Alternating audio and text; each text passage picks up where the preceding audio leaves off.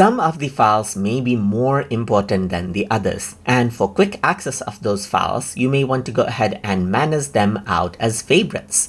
So to do that, in the My Cloud section right here, what you can do is, let's say for example, select out the file that is important to you, and then you can go to More, and here you can see that star is an option. Simply click on it, and then this file is starred right here. You can go do the same for the other file that you have as well, just like this.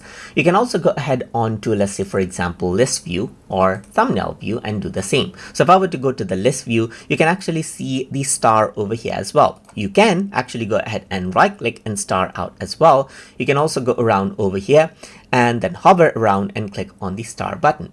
So when you're on the list view, you can actually see that when you hover over, you can see which is starred. So you can even go ahead and unstar it out and star it from over here.